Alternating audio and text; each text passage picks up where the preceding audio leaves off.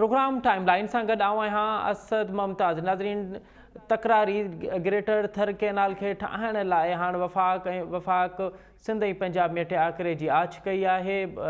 ज़रिए इहो ॿुधायो आहे त एशियन डेवलपमेंट बैंक जेका आहे उहा $20 करोड़ जेका आहे उहा ॾींदी ग्रेटर थर कैनाल ठाहिण लाइ। हाणे जेका ई आछ आहे त सिंध ऐं पंजाब जो टाकरे कराए वञे। इहो टाकरो इन करे बि ज़रूरी आहे त जेसि ताईं सिंध इन ॻाल्हि ते इतफ़ाक़ नथो करे तेसि ताईं एशियन डेवलपमेंट बैंक जेका आहे उहा कर्ज़ु कोन ॾींदी ऐं कर्ज़ लाइ पहिरियां ई मुआहिदो जेको आहे उहो गुज़िरियल साल 20 डिसंबर ते थी चुको आहे। हाणे हीउ मामिलो आहे छा ऐं इन बाबति सिंध जी तयारी कहिड़ी हुजणु घुरिजे? सिंध टाकरो अगरि कयो बि वञे त असां ॾिठोसीं त माज़ी में जेतिरा बि पाणी जा मुआहिदा थिया आहिनि या इन बाबति जेके ॻाल्हियूं थियूं आहिनि को ख़ासि तयारी न हुजण जे करे सदाईं सिंध खे नुक़सानु थियो आहे या वरी असांजो केस कमज़ोर थियो आहे। त इन हीअ को हाणे टाकरे थिए पई त इन बाबति सिंध जी तयारी कहिड़ी घुरिजे? अॼु प्रोग्राम में असां इन ते ई ॻाल्हाईंदासीं। प्रोग्राम में जॉइन कयो आहे साईं फज़लुल्लाह कुरैशी साहब, पाण अॻूणा सेक्रेटरी आहिनि ऐं उन सां गॾोगॾु असांखे जॉइन कंदो साईं इदरीस राजपूत साहब, पाण पाणी जा माहिर आहिनि। साईं फज़लुल्लाह साहब, अव्हां खां प्रोग्राम जो आगाज़ पिया कयूं। सभ खां पहिरियों त ॿुधाइजो त हीअ का टाकरे जी आछ कई वई आहे, इहो छो ज़रूरी आहे त सिंध ऐं पंजाब जे विच में ग्रेटर थर कैनाल जेको तकरारी आहे, सिंध जो सदाईं केस रहियो आहे त इहो कैनाल आहे इहो फ़क़ति ॿोॾी जी सूरत हाल में इहो हलायो वेंदो। हाणे जॾहिं इन ठाहिण लाइ टाकरे जी ॻाल्हि कई पई वञे, तव्हां कीअं था ॾिसो इन तमामु तर मामले खे? साईं ॾिसो, इन मामले खे सिंधू त तारीख़ी तौर ग्रेटर थल खे मञण लाइ तयारी कोन हुई। अॼु जी ॻाल्हि कोन्हे, 1883 को वठी तंहिंखां पोइ जॾहिं वन यूनिट जे ज़माने में बि इहो कैनाल कोन ठही सघियो ऐं तंहिंखां पोइ जीअं वन यूनिट टुटो तीअं वन यूनिट जे ॿिए साल ते मतिलबु त 1970 में वन यूनिट टुटो आहे। 1971 में पंजाब वरी इहो कैनाल खणी आयो त सिंध जे तरफ़ो रहमान गुल गवर्नर साहब हो, उन वञी हुते मुखालफ़त कई ऐं पंजाब खे इहो कोन छॾियोसीं। वरी पीपुल्स पार्टी जे ज़माने में 1973 में ॿीहर खणी आयो। शुरू को वठी थल कैनाल यानी कि ग्रेटर थल कैनाल जो सिंध शुरू को वठी मुखालफ़त रहियो, पर मुशरफ जे ज़माने में छाकाणि हिते जेके बि हुकूमतूं से मुशरफ जो हथ ठोकियल हुकूमतूं उनखे प्रॉपरली पोइ हैंडल कोन करे सघियूं ऐं मुशरफ ज़माने में ग्रेटर थल कैनाल जे नाले सां प्रोजेक्ट अप्रूव थी वियो, जंहिंमें जेको आहे सो 6000 क्यूसेक जी गुंजाइश हुनखे ॾिनी वई। पर इहो कंडीशनल हुयो त उनखे फ्लड कैनाल डिक्लेयर कयो आहे। फ्लड कैनाल उहो थींदो जेको फ्लड जे सूरत में या सरप्लस जे सूरत में थियो। ऐं फ्लड जी डेफिनेशन असांजे लिहाज़ खां या जेको असांजो मुमताज़ भुट्टे साहब जो जेको एग्रीमेंट थियो हफ़ीज़ पीरज़ादे सां, फ्लड उहो आहे जॾहिं तव्हांजो कोटड़े में सरप्लस पाणी पहुचे। जेकॾहिं तव्हां वटि कोटड़े ते सप्लाई पूरी कोन्हे, सखर बराज ते सप्लाई पूरी कोन्हे त तव्हां पोइ फ्लड डिक्लेयर कोन था करे सघो। त फ्लड कैनाल माना तॾहिं वहे ऐं इहो ई कंडीशन जेको अप्रूव कयो ऐं पंजाब ॻाल्हि मञी हुई त जेको सीजे लिंक कैनाल आहे जेको उहो बि हिकु क़िस्म जो फ्लड कैनाल हो। उन लाइ इहो एग्रीमेंट हुयो बिटवीन सिंध ऐं पंजाब, माना मुमताज़ भुट्टे साहब ऐं हफ़ीज़ पीरज़ादे ट्राकड़ कई ऐं खर साहब साइन कयो पंजाब जे तरफ़ों त असां जेको सीजे कैनाल चश्मा लिंक तॾहिं वाहींदासीं जॾहिं सरप्लस पाणी हूंदो। सरप्लस पाणी माना उहो माना फ्लड हूंदी, फ्लड माना त जेको कोटड़ीअ पाणी हुजो ऐं यकदमि जॾहिं हुकूमतूं चेंज थियूं त पंजाब उन मुआहिदो तो फिरी वियो। उहा बि मुआहिदे जी ख़िलाफ़ वर्ती थी। हाणे इहो जेको मुआहिदो सो वाटर रिकॉर्ड को अॻु में हुजो, 91 को अॻु में जो थियल हुयो, 71 जो। वरी जॾहिं वाटर रिकॉर्ड थियो उन में जेको आहे सो थल कैनाल जो ज़िक्र कोन हो। पोइ हिन ॿीहर थल ग्रेटर थल कैनाल विधो ऐं इन में इहो ई चयो त असां इनखे वाहींदासीं जॾहिं सरप्लस पाणी हूंदो ऐं declare as a flood canal ऐं उहो मुशरफ जे ज़माने में अप्रूव थियो। ऐं उन खां पोइ जेको प्रैक्टिकली हाणे थल कैनाल जेको हुयो उन वक़्तु त अञा ताईं हुनखे फुल कैपेसिटी ते कोन ठाहियो वियो आहे, पर हाणे जेको आहे सो एशियन बैंक जी मदद सां हे हुनखे न रुगो हुन थल कैनाल जा कुझु रेजिडुअल कंपोनेंट ठाहिनि था, पर हिकिड़ो नओं कैनाल ऐं नओं सिस्टम बि डेवलप कनि था पिया जंहिं ते सिंध जो वॼायो जेके चवंदा त हिकिड़ी चौपेरा ब्रांच जे नाले सां चौपेरा ब्रांच जेका आहे उहा चवनि था थल कैनाल जो सिस्टम जो हिसो आहे, उहा नई डेवलप था करणु चाहिनि जंहिंजे तहत 3.5 लख एकड़ ज़मीन आणींदा। सिंध गवर्नमेंट बिल्कुलु जाइज़ नमूने उन जी मुखालफ़त कई आहे ऐं गुज़िरियल 2 दफ़ा गुज़िरियल 6 महीननि में 2 दफ़ा सिंध जो मिनिस्टर शौरे साहब ऐं सिंध जे जेका हुया इवन इरसा में सिंध जे नुमाइंदे इन जी सख़्तु मुखालफ़त कई ऐं उहो 2 दफ़ा एकनिक में अची इहो पुठिते हलियो विया। ऐं लास्ट टाइम बि जॾहिं एकनिक में आयो माना एग्जीक्यूटिव कमिटी नेशनल करण जंहिंजी चेयर इसाक डार पे चेयर करे तंहिं सिंध जे मुखालफ़त जे करे इन खे जेको आहे सो कैरी न कयो, जंहिंमें जाम ख़ान शोरो ऐं खोड़े साहब ॿिन्ही सिंधुनि जी हिमायत कई। अच्छा कुरैशी साहब, अवां ॾाढो तफ़सीली असांखे हिस्ट्री जो बैकग्राउंड ॿुधायो त हे ग्रेटर थल कैनाल खे शुरू खां वठी सिंध जो कहिड़ो केस रहियो आहे, ऐं पंजाब कीअं पाणी इन जी चोरी पियो करे, जेके मुआइदा थिया आहिनि, जेको ॻाल्हियूं थियूं आहिनि, उन ते बि हिन वक़्तु इनाए बीठो। त हिन वक़्तु छो ज़रूरी आहे इहा टियाकरी? मुंहिंजो सुवाल बुनियादी तौर ते इहो त छो ज़रूरी आहे इन पस में? ॾिसो, ज़रूरी इहो आहे जो हे जेको आहे ओॾे सिस्टम खे एक्सटेंड करे वधीक ज़मीन पैदा करणु घुरनि था पिया। अच्छा, 3.5 लख एकड़। अच्छा, ऐं उहो जेको आहे सो हिन वक़्तु ॾिसो, उन वक़्तु जॾहिं बि थल कैनाल थियो ऐं हिन वक़्त में सूरत हाल में फ़र्क़ु आहे, बिल्कुलु। छाकाणि जो हाणे ओवरऑल सप्लाईज़ जेके दरिया जूं सप्लाईज़ आहिनि से घटिजी रहियूं आहिनि, ग्लेशियर्स जेके आहिनि से ख़तमु थी रहियूं आहिनि। इन जे करे सिंध बाक़ाइदे पंहिंजो केस पेश कयो त बाबा गुज़िरियल हेतिरनि सालनि खां वठी असांखे सिंध में पूरो पाणी कोन थो मिले ऐं पंजाब एक्स्ट्रा पाणी पियो खणे। यानी कि पंजाब न रुगो पंहिंजो पाणी खणे थो, पर हाणे वरी एक्स्ट्रा पाणीअ लाइ बि घुर कई अथई। थोरी जेकॾहिं अकार्ड में जेकॾहिं हुजे बि सयूं, पर जॾहिं ग्राउंड रियलिटीज़ हाणे चेंज थियो त सिंध या ख़ुदकुशी छो करे? बिल्कुलु सम्झणु घुरिजे त भई जॾहिं तव्हां फ्लड कैनाल करे हिनखे वहायो कोन था पिया ऐं तव्हां अरली ख़रीफ़ में हिनखे वहाइणु चाहींदव त अरली ख़रीफ़ में पाणी आहे ई कोन। अरली ख़रीफ़ में सिंध खे पाणी कोन थो मिले ऐं कानूननि ऐं इख़लाक़नि सिंध में ख़रीफ़, सिंध में फसल 1.5 महीनो 2 महीना पहिरियों शुरू थींदा आहिनि। अरली ख़रीफ़ माना 15 मार्च ऑनवर्ड्स। 15 मार्च में दरियानि में या बंदनि या हुननि में एतिरो पाणी हूंदो ई कोन्हे सिंध जी सप्लाई पूरी थी सघनि। उन सूरत में जेकर तव्हां हिन बेसिस ते पंजाब में वधीक पाणी जा प्रोजेक्ट ठाहींदव त आप सिंध गवर्नमेंट मुखालफ़त कंदी। ठीक है, ऐं आउं चवां थो अकार्ड आर नो अकार्ड, पर ग्राउंड रियलिटीज़ इहे आहिनि त सिंध में पाणीअ जी जेका आहे सा शॉर्टेज सिंस ईयर्स आहे। अरली ख़रीफ़ पाणी कोन थो मिले, असांजी एकरेज जेका आहे सा मुतासिर थी आहे। त पंजाब खे कंहिं बि क़िस्म जी एशियन बैंक और नो एशियन बैंक इहा इजाज़त ॾियणु ज़्यादती थींदी ऐं एकनिक जो फ़ैसिले खे एकनिक में रिव्यू करणु घुरिजे। ऐं मुराद अली शाह ऐं जेकॾहिं ॿियो को मिनिस्टर इकोनॉमिक अफेयर जो पाण में ॻाल्हि कनि था, इहा ॻाल्हि कॉन्स्टिट्यूशनली बि ग़लति आहे, इख़लाक़ी बि ग़लति आहे, कानूनी बि ग़लति आहे, छाकाणि जो they have go to back to the एकनिक। बिल्कुलु सही। एकनिक जेको आहे इन प्रोजेक्ट जी फ़िलहाल मना करे छॾी आहे। बिल्कुलु सही। साईं फज़लुल्लाह कुरैशी साहब, अवां असां सां गॾु ई रहिजो। इदरीस राजपूत साहब बि असांखे जॉइन कयो। साईं इदरीस राजपूत साहब, प्रोग्राम में ख़ुशि आमदीद। साईं फज़लुल्लाह कुरैशी साहब, ॾाढो तफ़सीली तौर ते जेका हिस्ट्री आहे, तारीख़ी तौर ते जेको असांजो केस रहियो आहे थल कैनाल ते, उन बाबति उन्हनि ॿुधायो। ऐं हाणे उन्हनि जो इहो चवणु आहे त अगरि सिंध हिन खे तस्लीम करे थी पई, जेका हींअर टियाकरी थिए थी पई, त इहा ख़ुदकुशी हूंदी। छा अवां बि इन ॻाल्हि ते इतफ़ाक़ कंदव त सिंध जो थल कैनाल ते तस्लीम करणु या टियाकरी करणु ख़ुदकुशी बराबरि आहे? बिल्कुलु, मां टोटली एग्री थो कयां त इहा जेका आहे ख़ुदकुशी जे बराबरि आहे। अवां सम्झो पिया त इहा न करणु घुरिजे सिंध हुकूमत खे टियाकरी? अगरि सिंध हुकूमत टियाकरी न कंदी त पोइ उन जा सबब कहिड़ा, पोइ उन जा असर कहिड़ा पवंदा हिन मुआइदे ते? ॾिस न, इशू इहो आहे त असां वटि जेको आहे पाणी घटिजे थो पियो, ग्लेशियर जेके आहिनि घटि मेल था थियनि, जंहिंजे करे पाणी जी खोट रहे थी। सिंध में जेका आहे पाणी जी अरली ख़रीफ़ में खोट रहे थी। हाणे उन सूरत में जेको आहे ग्रेटर थल कैनाल खे या उन खे पाणी ॾियणु जेको आहे सो नामुनासिब आहे। त पोइ इदरी साहब, पोइ सिंध जो केस कीअं हुजणु घुरिजे इन तमामु तर मामले ते? छा ॻाल्हियुनि मां विदड्रा करणु घुरिजे या ॻाल्हियूं करे उते ई पंहिंजो केस मज़बूत रखणु घुरिजे? न, इशू इहो आहे त ॻाल्हियुनि मां विदड्रा करणु खपे। इन ॻाल्हियुनि में न वञणु घुरिजे जेका वफ़ाक़ आच कई आहे त टियाकरी कराइजे। अगरि सिंध जो इतफ़ाक़ न थींदो त पोइ एशियन डेवलपमेंट पैसा न ॾींदी? बिल्कुलु न, पैसा न ॾे, भली न ॾे। छाजे करे सिंध जे इंट्रस्ट में इहो आहे त ग्रेटर थल कैनाल ते पाणी जी वाकिरा जेके आहिनि वधाए न ॾिना वञनि। पाणी जा वाकिरा न वधाइणु घुरिजनि ऐं ग्रेटर थल कैनाल जेको ॿोॾ लाइ आहे, फ़क़ति ॿोॾ लाइ हुजणु घुरिजे। बिल्कुलु। अच्छा, भला माज़ी में बि इन तरह जूं ॻाल्हियूं थियूं आहिनि। अव्हां सेक्रेटरी बि रहिया आहियो, पाणी जा माहिर बि आहियो। माज़ी में अव्हां ॿुधाइजो त जेके सिंध सां मुआइदा थिया, के ॻाल्हियूं थियूं, उन ते उन जो अमली तौर ते उनखे अव्हां कीअं ॾिठो? न, इशू इहो आहे त अमली तौर ते इहो प्रैक्टिकल नमूने में इहो ॾिसणो आहे त भई सिंध जो पाणी अरली ख़रीफ़ में घटि न थिए। हाणे हिन जे करे जेको आहे सो अरली ख़रीफ़ में सिंध जो पाणी घटि थींदो त इहो मुनासिब सिंध लाइ मुनासिब आहे ई कोन त ईअं थिए।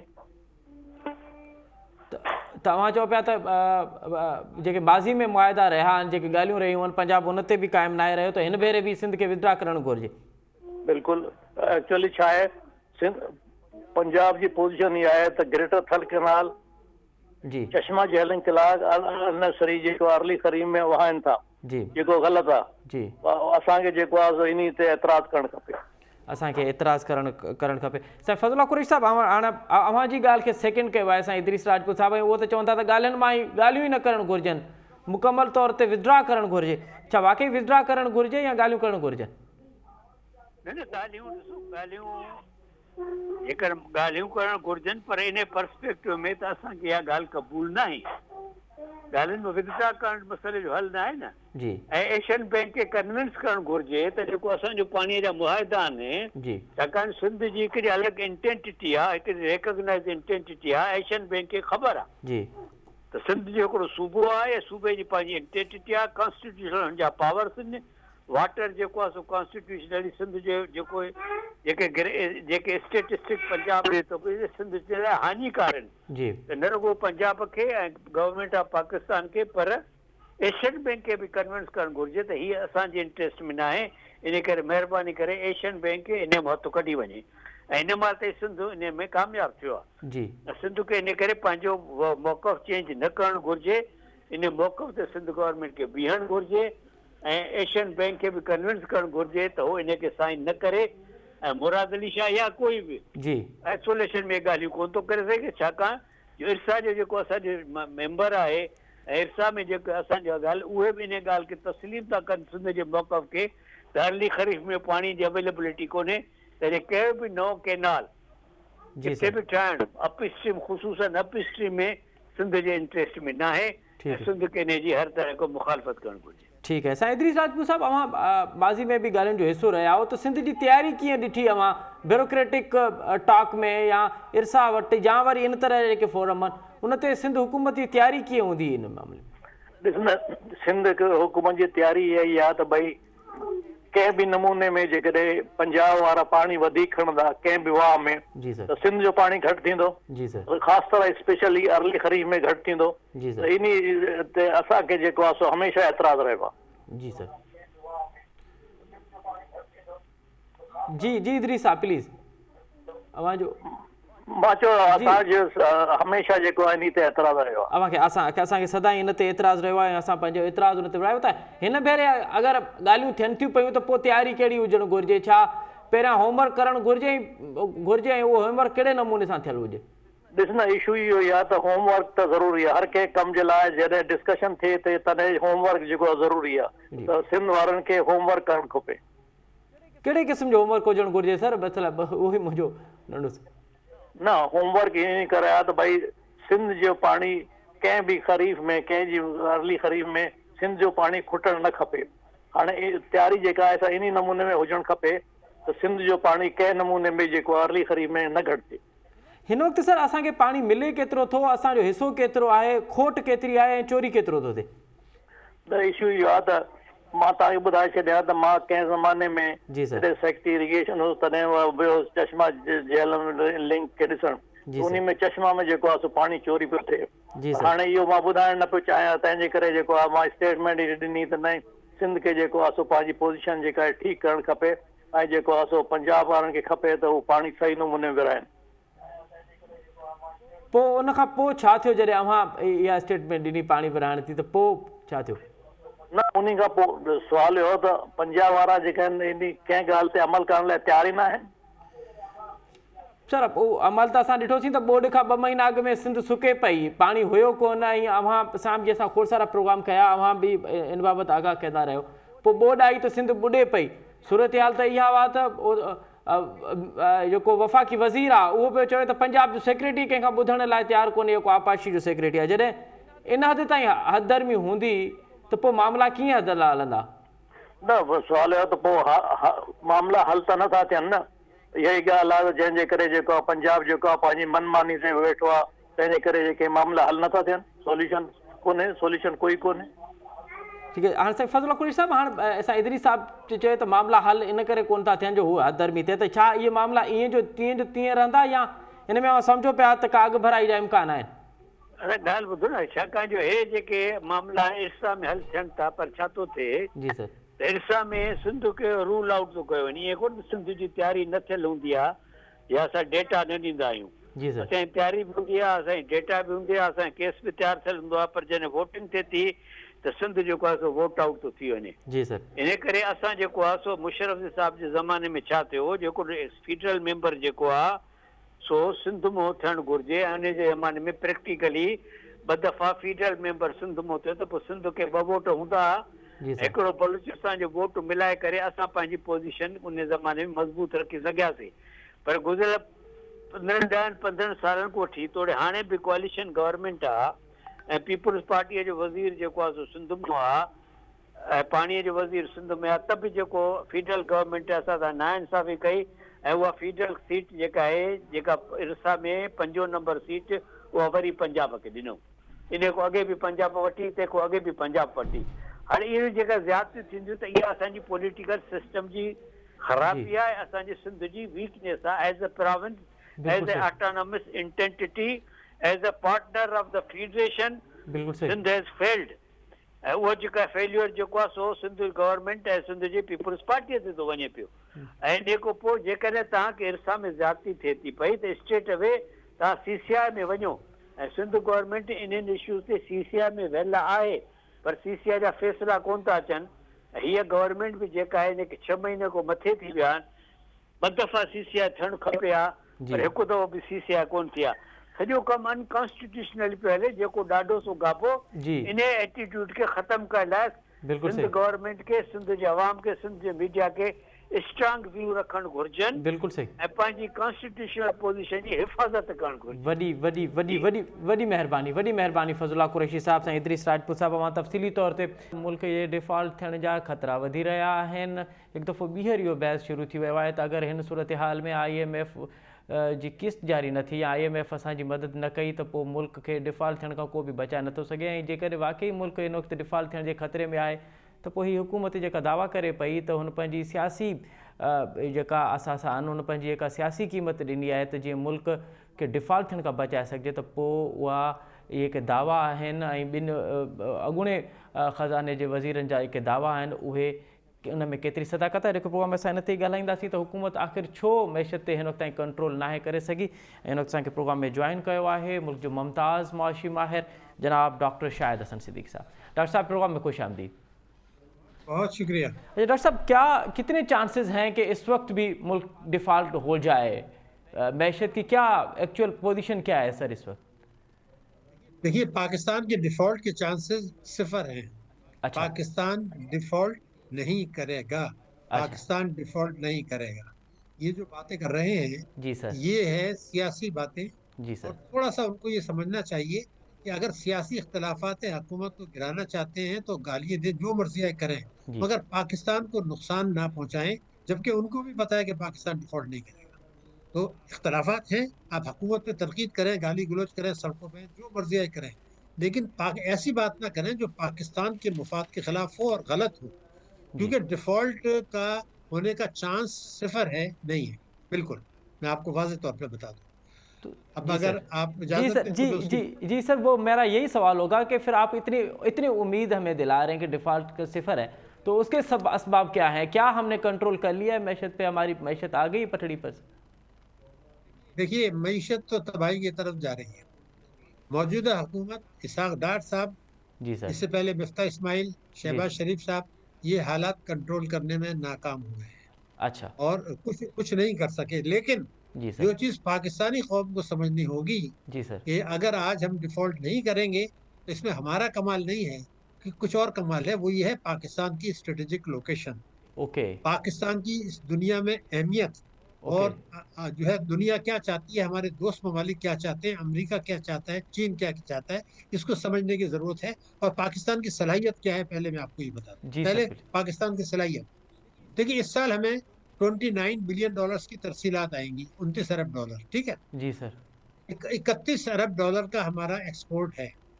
इसका मतलब ये है कि हमारे पास $60 अरब हमारे पास आएंगे, $60 बिलियन। जी जी। अब 5 महीने में जो आदाद शुमार सामने आए हैं, उसमें हमारी इंपोर्ट्स रही है $26 अरब, $26 बिलियन। तो ये एक साल के बन जाते हैं तकरीबन $60 अरब। इसका मतलब ये है कि जो हमारी इंपोर्ट्स होंगी वो हमारी बरामदात से और हमारी रेमिटेंसेस से कवर हो जाएंगी। अब मसला रह जाता है हमारी कर्जों की अदायगी का। जी तो वो कर्जों की अदायगी की हमारी सलाहियत तो नहीं है, लेकिन जिन लोगों का हमें कर्जा अदा करना है, क्या वो चाहते हैं कि पाकिस्तान डिफॉल्ट करे?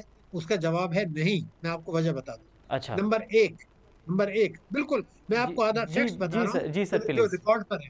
जी सर। रिकॉर्ड पर है। जी सर। पहली बात ये थी कि ब्लूमबर्ग ने एक अभी रिपोर्ट शाये की है, उसमें सऊदी अरब के वजीर खजाना ने एक प्रेस कॉन्फ्रेंस की है, जो बहुत गैर मामूली बात है। सऊदी इस तरह प्रेस कॉन्फ्रेंस नहीं किया करते।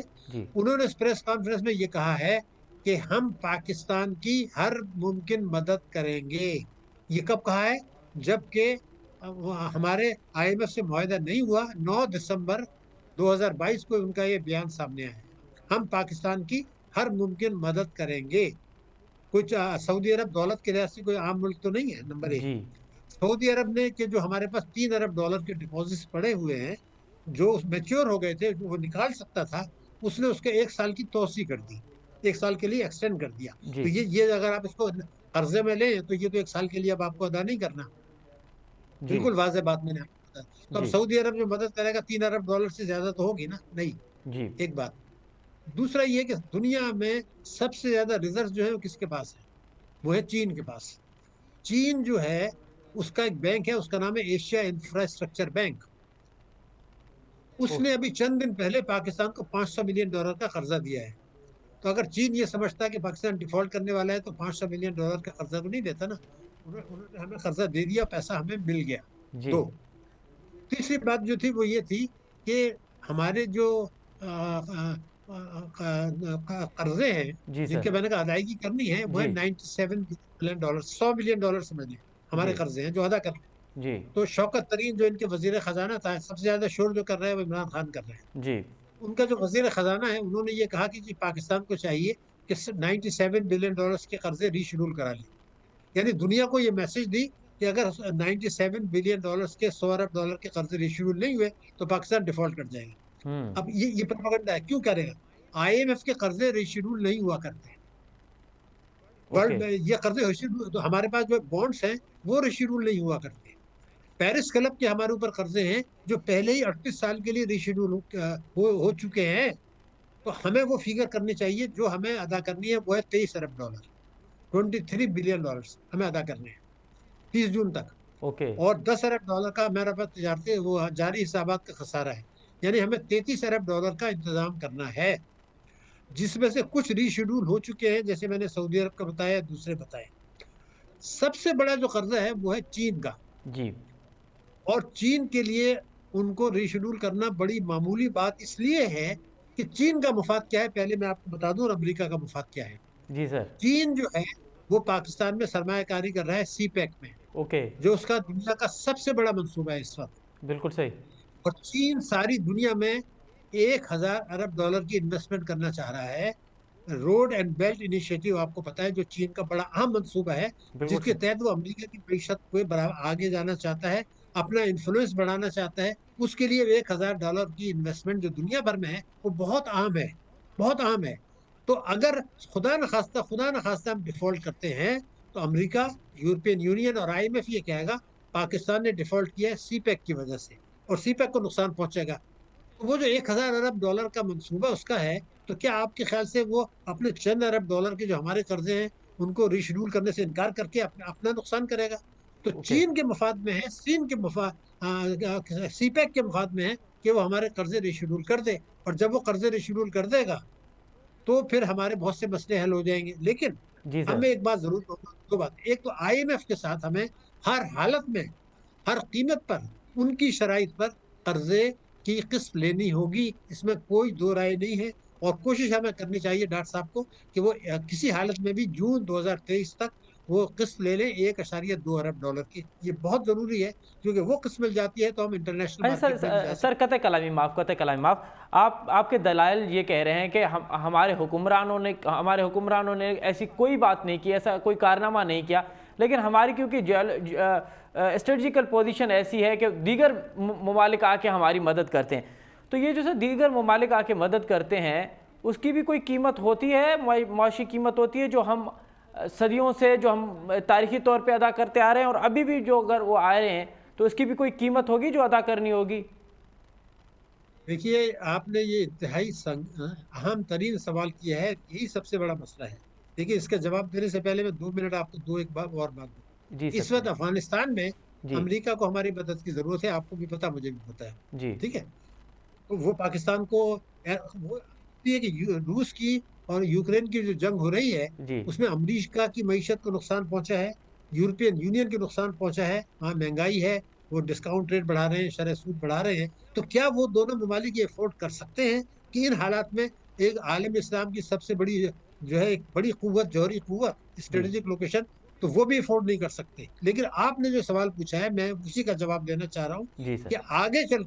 आगे चलकर अगर अमेरिका को जब भी हमारी मदद की जरूरत कम होगी अफगानिस्तान में, जो कि हो जाएगी 2023 के बाद, कम और कम हो जाएगी, जी और अगर अमेरिका ये फैसला कर ले कि पाकिस्तान को डिफॉल्ट कराना है जी और आईएमएफ और वर्ल्ड बैंक पर अपना रसूख इस्तेमाल करे, एफएटीएफ के ऊपर अपना रसूख इस्तेमाल करे, और उनका रसूख इस्तेमाल करने के बाद दूसरी शर्त भी है, जो भी हुकूमत उस वक्त पाकिस्तान में हो, वो जी भी तो ये फैसला कर ले कि पाकिस्तान ने खुदकशी करनी है जी और अमेरिका की खुशनुदी के लिए इख्तियार हासिल करना है, तो वो भी जो है ना, वो इस बात के लिए तैयार हो जाए कि पाकिस्तान को डिफॉल्ट करना है, तो पाकिस्तान डिफॉल्ट कर देगा। यानी बैरूनी कुव्वतें और पाकिस्तान की हुकूमत जब तक ना चाहे, किसी भी वजह से पाकिस्तान की हुकूमत, हुक्मरान अगर अमेरिका की मदद से इख्तियार में आए हैं, लेकिन ये काम 2023 में नहीं होगा, इसमें जी टाइम लगेगा।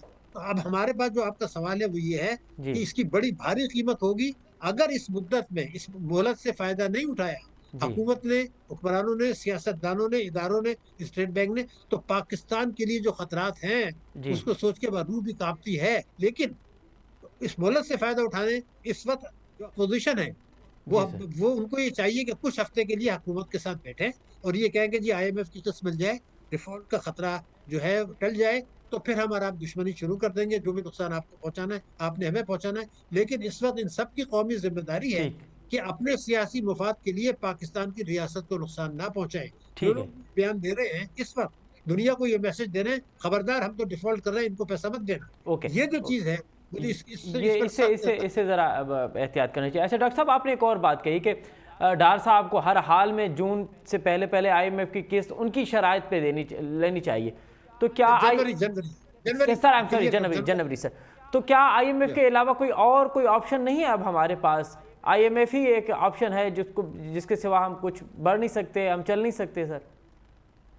कोई ऑप्शन नहीं है, ये बात हुकूमत को पता है, इसहाक डार को पता है, शहबाज शरीफ को पता है, और जो लोग पाकिस्तान को ये कह रहे हैं कि जी डिफॉल्ट करेगा, उनको भी पता है। क्योंकि जब तक आईएमएफ हमारी मदद नहीं करेगा, दुनिया भर से जो पैसा आना है वो नहीं आएगा। लेकिन आज आप देखें ना, हमें हकीकत पसंद भी होना चाहिए। आईएमएफ अमेरिका के इशारे पर हमें तंग कर रहा है, ठीक है, लेकिन आज के अखबारात आप उठा लीजिए, उसने बयान दिया है आईएमएफ ने कि हमारे पाकिस्तान के साथ जो मुज़ाकरात हैं वो जो है वो प्रोडक्टिव हैं, बिल्कुल वो सही। सही सिर्फ में जा रहे हैं। और पाकिस्तान, मैंने जैसे आपको कहा कि जी जी अगर उनकी प्लीज। कुछ नाजायज शरात भी होंगी, हमें मानना पड़ेंगी, मानेंगे। खुदकशी तो हमें नहीं करनी है ना। अपने जब आप उन्हें मईशत कमजोर कर ली और मईशत को तबाह कर दिया, तो फिर ये आपके हम शराइत भी नहीं मानेंगे, तो ये तो नहीं हो सकता। वो मानना पड़ेंगी। हमारे पास कोई ऑप्शन नहीं है कि फिलवक्त आईएमएफ की शराइत माने, अपनी अपनी जो है अगले बरसों में मईशत ठीक करें, ताकि आइंदा आईएमएफ के बगैर जिंदा रहें। आज नहीं रह सकते। मैं कोई कौम को कोई गलत बात नहीं बताना चाहता। हम डिफॉल्ट नहीं करेंगे, लेकिन हमें नहीं करने दिया जाएगा। हमें इन सब की मदद की जरूरत है और वो सर, मदद करने के लिए तैयार है। ये तो आप हमें एक अच्छी खबर दे रहे हैं, एक उम्मीद दिला रहे हैं कि हम डिफ़ॉल्ट नहीं होंगे। हमारे ऊपर जो मीडिया और जो दीगर तर्ज निगार हैं, वो जो ये खौफ फैला रहे हैं और हमें डरा रहे हैं कि डिफ़ॉल्ट, कहीं ना कहीं मुल्क डिफ़ॉल्ट हो ही जाएगा, तो आप तो इसका बरक्स हमें दिखा रहे हैं। ये अच्छी बात है। लेकिन सर, ये जो बार बार डार साहब ये कह रहे थे, उसके से पहले इफ्ता इस्माइल ने भी कहा, तो पूरी हुकूमत ये कह रही है कि हमें और मुश्किल फ़ैसले करने होंगे। आपको क्या लगता है किस तरह के फैसले करेंगी हुकूमत, और उसका फिर अवाम के ऊपर क्या बोझ पड़ेगा? देखिए, फैसले मुश्किल यही होंगे कि हमारी जो भी हुकूमतें होती हैं, जी तहरीक इंसाफ की हो, मौजूदा हुकूमत हो, फौजी हुकूमत हो, कोई भी हो, जी वो सब एक ही बात करते हैं कि ताकतवर तबकों को, मालदार तबकों को फायदा पहुंचाएं, आवाम पर बोझ डालें। मुश्किल फैसले का मतलब यही है कि आवाम से ये कहेंगे कि हमने पाकिस्तान को डिफॉल्ट से बचाने के लिए ये फैसले किए हैं, ताकि पाकिस्तान को बचाया जा सके, तो आप कुर्बानी दें। वही काम जो पिछली कई दहाइयों से हो रहा है, वही किया जाएगा। वही इमरान खान ने किया, वही ये करेंगे। आवाम पर अब कुछ ना कुछ टैक्सों का बोझ पड़ेगा। आप देखिएगा पेट्रोलियम लेवी बढ़ाई जाएगी, लेकिन ये और महंगाई बेतहाशा होगी। इस साल कुछ 23% आपकी महंगाई रहेगी, 2% आपका ज्यादा से ज्यादा हमारा मईशत की शरह नमू होगी। हमारे सैलाब से तकरीबन 91 लाख आदमी जो हैं जी वो मुतासर हुए हैं, और जो है उनकी मुश्किलात बड़ी हैं। कोई 3 करोड़ 50 लाख आदमी को भूख की किल्लत है, ये तमाम चीजें हैं। जी लेकिन ताकतवर तबके मजे कर रहे हैं। 7,000 अरब रुपया टैक्सों में कम वसूल हो रहा है, टैक्स की चोरी हो रही है, सरमाए का फरार हो रहा है, रुपए की कदर जानबूझकर गिराई गई है। ये जिससे सारी तबाही जी बर्बादी जी जो आई है रुपए की कदर गिरने से आई है। उसमें स्टेट बैंक का बहुत बड़ा किरदार है, पिछली हुकूमत का बहुत बड़ा किरदार है, मौजूदा हुकूमत का बहुत बड़ा किरदार है। इन सब ने मिलकर सट्टेबाजी हुई है। अब किसको नहीं पता, मैं आपको बता दूं, समझने की जरूरत है, कौम कुछ कर नहीं रही है। जी कि आज अगर कराची में 224 रुपए का रेट है डॉलर का, तो एक पैरेलल मार्केट सट्टेबाजी की मईशत आ गई है जो 250 रुपए पे आजकल सौदे हो रहे हैं। जी तो बिल्कुल। यहाँ से डॉलर अफगानिस्तान भी जा रहे हैं, सबको पता है, तो कोई रोक तो नहीं रहा। तो ये खराबियां तबाही बर्बादियां हैं, इसकी तरफ तवज्जो की जरूरत है।